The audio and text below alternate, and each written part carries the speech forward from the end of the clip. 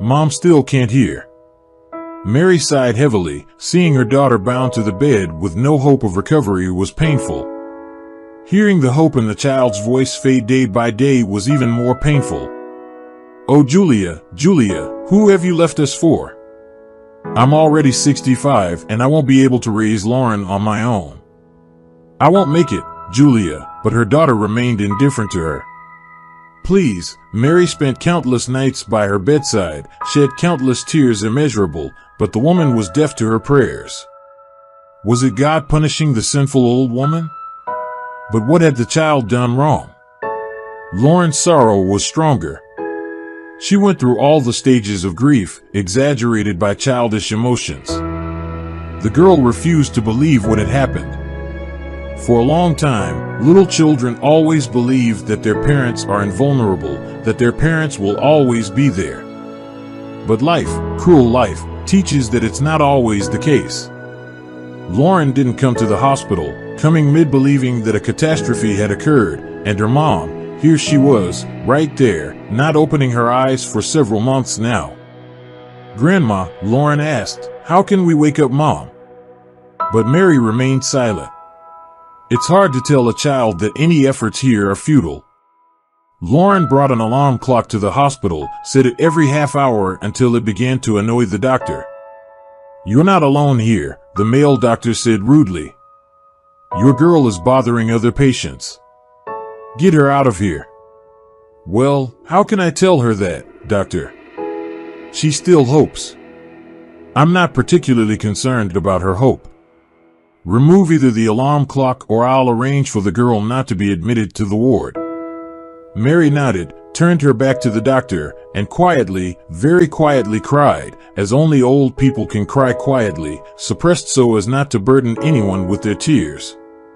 Over the years, they had come to understand that no one needed their tears, and they wouldn't get support from anyone. Everyone had their own troubles, a small salary, a broken TV, a child getting a failing grade, and Mary, well, her daughter was in a coma. Neighbors expressed sympathy, relatives cried, but none of them could fully feel the pain and the weight of responsibility that now rested on the poor old woman's shoulders. Unexpectedly, like a devil out of a snuff box, Lauren's father appeared. He had divorced Julia when the girl was only 2 years old. Their characters didn't match. He simply started drinking all the money he earned, and Julia didn't want to tolerate it. "Smart girl, my daughter," Mary said at the time. "I'm happy that you had the strength for this. I, in my time, didn't." But she raised Julia properly. She taught her daughter to value herself, to choose herself, to become her own inner support. And indeed, Julia grew up to be a strong, determined woman with a child in her arms. She started her own small business. No matter how much Mary dissuaded her, Julia stood her ground. "I want the best for myself and my daughter," Julia said back then. "What's the use if I spend my whole life bending over for others to earn a pittance? This way, I will invest in myself, and I'll make it." "I worry about you, Julia," her mother replied. "You're so small and fragile. Where do you think you're going with such a big business? It's dangerous out there, competitors and all. If you want to support me, just say so. But if there's no support in your words for me, it's better not to say anything." That's how her daughter was, strong, bold, and assertive. That's why she succeeded. Julia started her own logistics company from scratch, and Mary didn't understand anything about it, so she could only watch with her mouth wide open as her daughter gradually climbed to the top of success. Sometimes she stumbled, slid back, but she persistently moved upward. Everyone who knew Julia said she was a wonderful person, the best mother for Lauren. She worked like a horse, but was always cheerful and smiling, and she always found time for her daughter. Not all parents could devote so much, but Julia could. That's why the little girl missed her mother so much. Every day, Mary saw how little Lauren sat on a tiny chair just the right size for a 6-year-old and quietly moped in a corner. Only occasionally did she look out the window like the kids at daycare. Is Mom coming, Grandma? When will Mom come? The little girl asked from time to time, looking at her with such huge eyes that Mary had neither the strength nor the nerves to respond. Eric, the father of the child, called more and more often. He asked about their well-being, their health, about everything in general. At first, Mary kept her distance, but then she thought, somehow, after all, her daughter had been in a coma for nearly a year, quite a long time to rethink one's own life. Eric was always sober on the phone. Maybe the past 4 years had changed him significantly, and that's why Mary agreed to take a step forward. One small step for Lauren's sake. Mary, came the voice from the receiver. How are you? How is Julia? No change? Hello, Eric. It's still the same, to be honest. I no longer believe it will get better. How about you? With time, Mary became an aunt, and Eric became a father again in Lauren's life, thanks to her mother's efforts. Don't get me wrong, Lauren was very happy about it, but she missed her mom so much. Eric had a new wife by then. According to his own admission, it was easier with Melanie than with Julia. Melanie was not as driven by nature, so she tried not to pressure her husband and supported him in everything. As it turned out, this approach was much closer to Eric. Julia was very demanding. Aunt Mary, Eric repeatedly confessed. She was like that herself. It was hard with her. You can't argue with someone like that. That's true, her mother agreed. Well, she outpaced herself. Unfortunately, I don't even know how to live now. Don't worry, Mary. I will definitely help you. I always wanted to send child support, but Julia refused. She was proud, she had her pride. I'm sorry, Aunt Mary forgave, of course. In a year, she had already gotten used to such remarks and hardly believed that her daughter would finally wake up. The predictions were not comforting. Yes, she was managing the medication, and her body was not on the brink of life and death, but that's all they could say. Can't you tell when she will come out of the coma? Mary asked hopefully. We should rephrase the question. Not when she will come out, but if she will come out, Mary. I'm very sorry for you, but let's be realistic, the doctor commented dryly. Medical cynicism, it was necessary. Mary understood that. She didn't hold any grudges, but never asked that question again. Another nearly a year passed. Eric did indeed actively participate in the lives of his daughter and his former mother-in-law.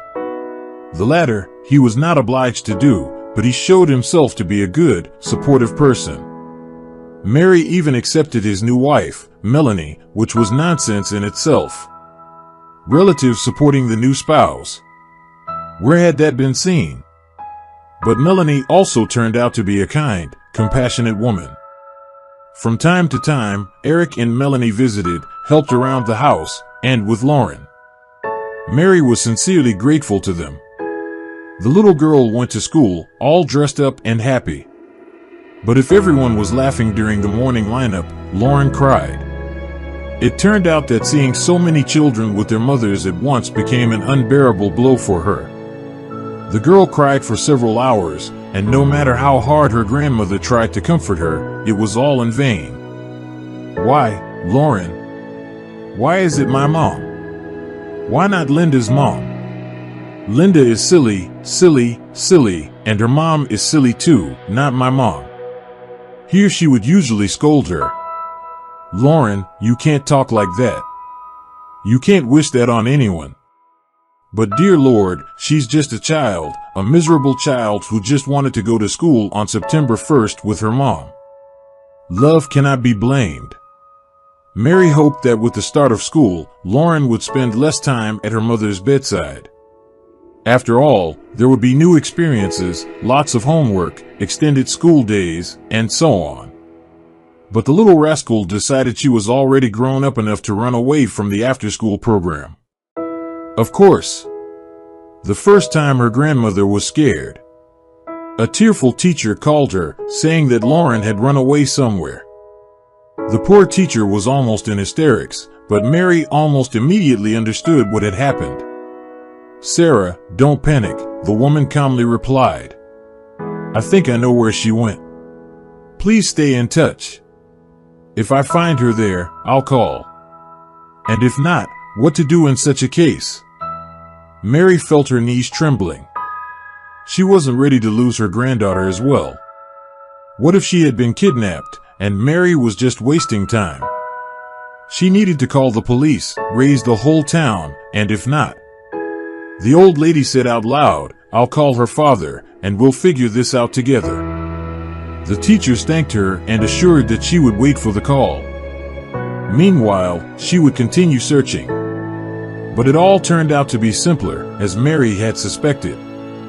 The girl had indeed ended up in the hospital. Over the 2+ years, everyone here knew Lauren, and the kind nurses unofficially allowed her even during quiet hours. Everyone felt sorry for the little girl. Lauren sat on a small stool, holding her mom's hand when Mary entered the room.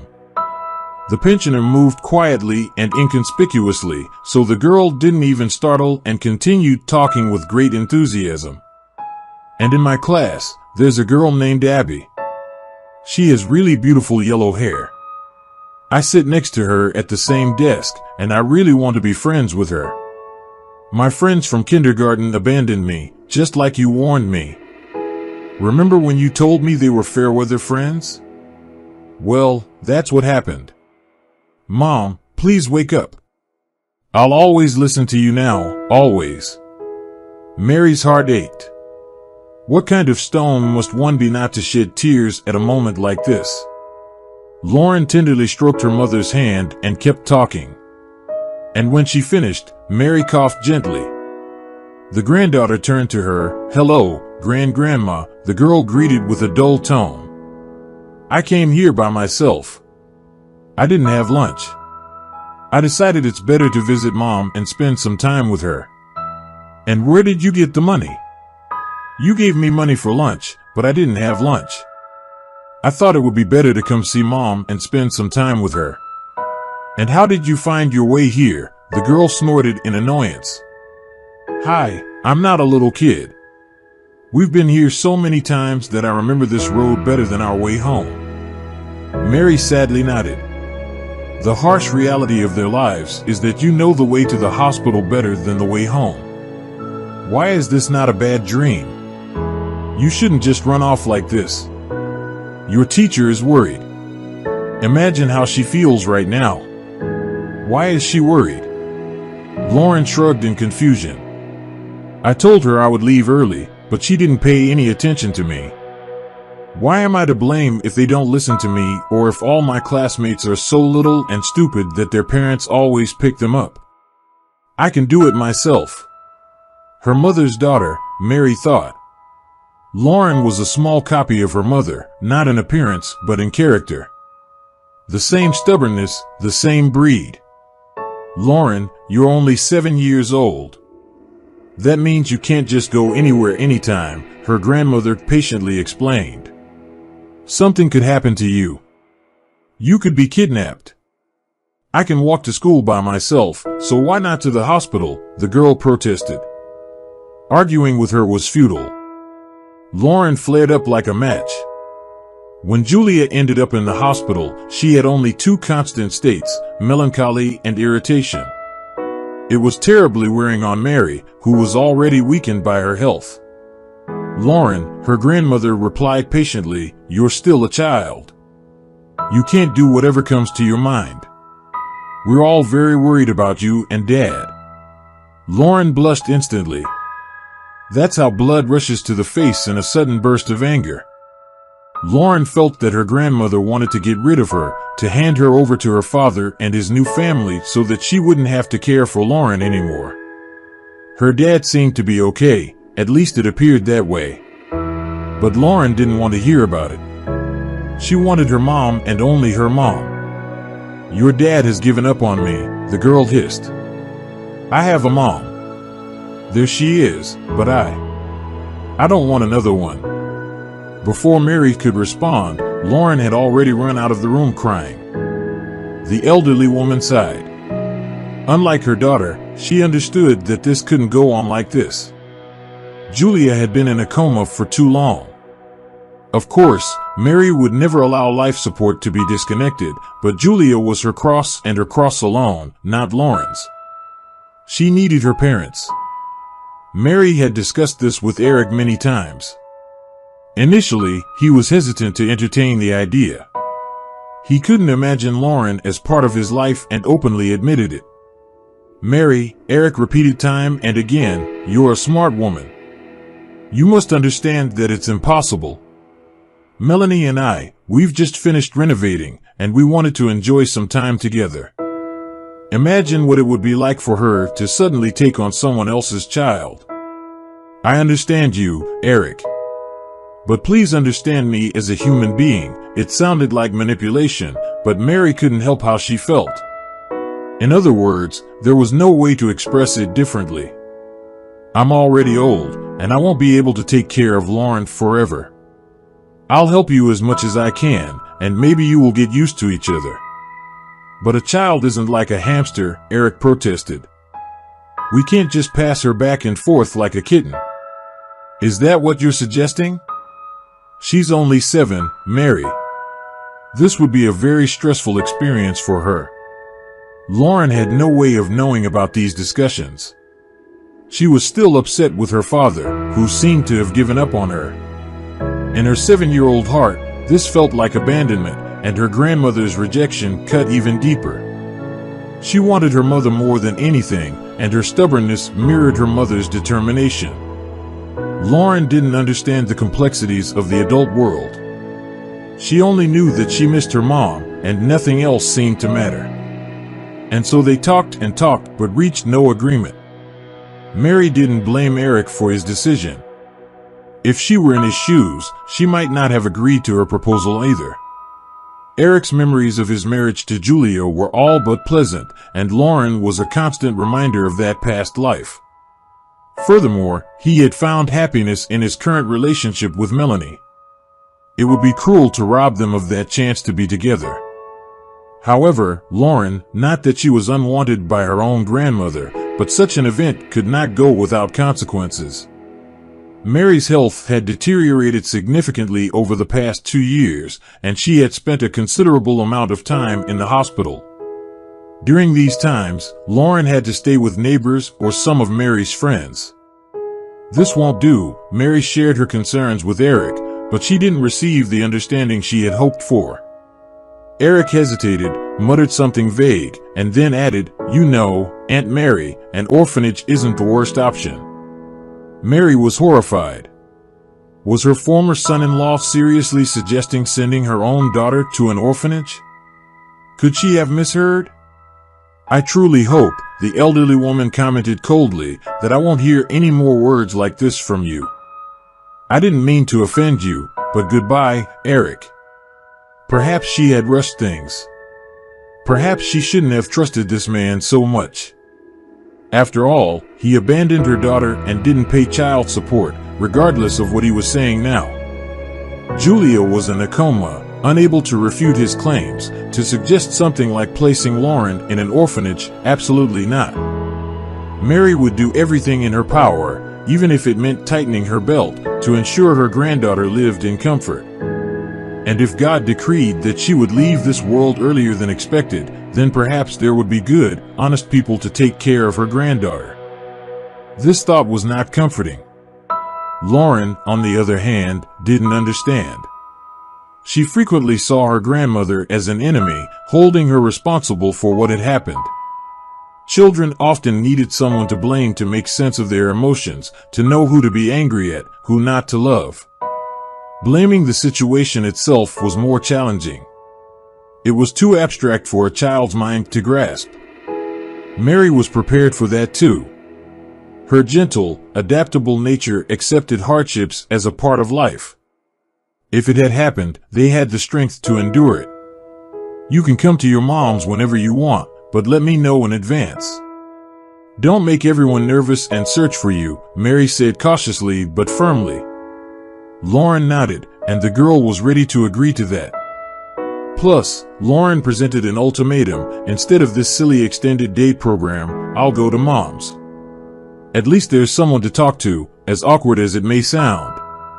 And I can do my homework here too. Mary didn't want to escalate the situation, so she made concessions. If there was no other way, she would allow her granddaughter to come here every day. That same evening, there was a phone call in Mary's apartment. The old lady answered, and the voice on the other end was Melanie's soft and gentle voice.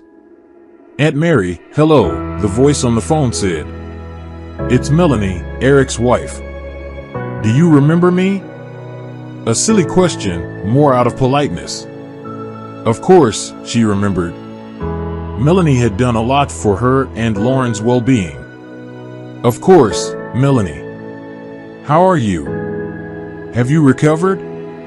For the past 1.5 months, Melanie had been suffering from a prolonged flu, and Mary envied her so much.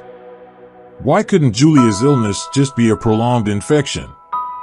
"Don't worry, I'm up and about," judging by her tone, Melanie smiled. "Here's why I'm calling, Aunt Mary. Eric told me that you would like to find a place for Lauren somewhere." Mary's heart sank. No, not this now. Melanie would start persuading her about that utterly ugly option with the children's home. It was already very low on Eric's part. Out loud, the pensioner replied, "Please, Melanie, don't try to convince me that the children's home is a good solution. Eric and I have already argued about this, and I don't want to fall out with you too." "Nonsense," Melanie scoffed. "I have the same opinion as you. Lauren doesn't belong in a children's home. It's just another one of Eric's crazes. He's already heard it from me." Knowing Melanie's quiet nature, Mary couldn't imagine how that looked, but she chose to believe her. In any case, Melanie's words relieved her a little. "I'm glad you understand me, Melanie," the old lady sincerely replied. No grandmother would send her granddaughter to an orphanage. It's monstrous. "So why did you call, Melanie?" "I wanted to suggest that Lauren stays with us for a while to make it easier for you. But Eric didn't want that. Eric finds it very difficult to accept any changes," Melanie confided. "It's very hard for him to adapt to something new. But both of us understand that it's very difficult for you to keep an eye on Lauren." "It's hard," Mary admitted. "I already raised her mother, and with all my ailments, I'm not ready to take on such responsibility. I would really like you to take her. Life is full of unexpected twists." As fate would have it, Lauren overheard this conversation. The girl had just come to the kitchen for a snack, and her grandmother was talking to Melanie at that moment. Not ready to take on the responsibility, take her? Lauren felt a sharp sting of betrayal. After the tragedy with her mother, her grandmother had promised to always be there for her, to never leave or abandon her. And now, here it is, take her. Please. For the rest of the day, Lauren didn't speak to her grandmother. She simply ignored everything her grandmother said. "Are we having dinner?" "Whatever. Clean up your toys." "You clean them up yourself." "Lauren, why aren't you talking? Why do you think?" But Mary, despite raising her daughter, couldn't boast of her experience in communicating with children. She decided for herself that Lauren was in a bad mood again. She'll calm down and start communicating normally in the morning. The girl got up on her own and went to school. When her grandmother asked, "Why did you get up so early?" she didn't reply. She didn't want to be at home. She counted the hours until the next morning. She couldn't even sleep. And how could she when children's thoughts overwhelmed her? Maybe Melanie and Eric weren't so bad after all. They treated her kindly, gave her presents, took her to the park. It seemed like they really wanted to feel like a complete family with Lauren. But Lauren didn't want that. She had a mother, and she didn't need another one. And how could she tell that to Melanie? "If I say it directly," the girl mused aloud, "maybe they'll get angry and won't want to take me. She needed to talk to someone urgently, and her choice fell on Abby, a classmate with whom she had somewhat friendly relations. Abby was the only one who knew about Lauren's family situation. She couldn't fully understand her friend, of course. Abby lived in a complete family. Her mother was healthy, they had a father nearby, and even a little sister named Carol. But Abby was a good listener and could provide some advice that Lauren, with her impulsive nature, might miss. During the break, Lauren told Abby everything. Abby listened very attentively and even asked to be led into the classroom where they were usually not allowed. But Abby didn't hesitate and asked their teacher to allow them in. "We need to have a serious talk," Abby said, and Sarah agreed. In the silence, it seemed difficult to formulate their thoughts. The background noise was distracting and soothing. And then Lauren just burst into tears. Abby was tense. Her friend wasn't usually the crying type. "Tell me," Abby said seriously, looking into Lauren's eyes with her clear blue gaze. "Grandma decided to send me to my dad and his new wife. How did you come to that conclusion? Did she tell you that herself?" "I overheard the conversation." "What conversation?" Lauren recounted the content almost exactly. Maybe she missed some details, but the essence was accurate. "Yes, that's exactly what Mary had said on the phone." "Well, you've got a situation on your hands," Abby said honestly. "But do you want to go to your dad yourself?" Lauren shook her head. "Why not? He lives on the other side of the city, and I won't be able to see my mom as often as now. They won't allow it, and they'll make me change schools. And in general, it's goodbye to the life I'm used to." The last phrase sounded far from childish, which is why Abby understood how serious the situation was. They needed to think it through. "Let's tell Sarah, and she'll talk to your grandmother," suggested Lauren. "And what?" Lauren said sadly, "she'll forbid her to give me away." "Well, Grandma's not a child, she won't listen." "What if you're honest and say you don't want to go? Maybe they won't take you then." "Have you tried that?" "I haven't tried," the girl snorted, "but it won't work. They've already agreed on everything, and Grandma doesn't want to take responsibility for me," that's how she put it. Abby thought for a moment. She really tried to help Lauren. After all, they were friends, and Abby selfishly didn't want to lose someone like Lauren. "Listen, do you believe in magic, like Santa Claus?" Lauren raised an eyebrow. "Well, I do, although he never brings the right presents. Mom says it's because he has Alzheimer's. My mom told me this." Abby leaned in close to Lauren's ear, as if about to tell a very ancient and important secret no one should hear. While Abby spoke, the girl's face changed, and in the end, it settled into a questioning expression. "Do you think it will work?" Lauren's childlike eyes sparkled with determination. Lauren regained the hope that had almost completely left her.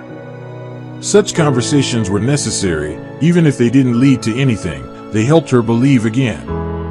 After classes, Lauren approached Sarah and warned her that she wouldn't stay for the extended date program. Sarah noted, though as an educator, she didn't encourage a first grader to be so independent. There should be some boundaries, it's simply too dangerous. But Lauren's grandmother considered it normal, and in this case, the teacher was powerless. Sarah wished Lauren's mom a speedy recovery again and asked the girl to be more careful. Lauren still thought that maybe she was too harsh on Sarah. She's a good teacher, a bit naive for a teacher, but good. Lauren took the bus to the hospital. All the local conductors knew the mature girl quite well and let her ride without a ticket, although at 7 years old, isn't it supposed to be necessary? She arrived at the hospital during visiting hours, so no one paid attention to her. She quietly slipped into the familiar room. There, in her usual position, unmoving and breathing quietly, lay her mom. Lauren carefully closed the door behind her. "Hi, Mommy." Silence. Well, she didn't expect a response. She hadn't expected one for a long time. How are you here?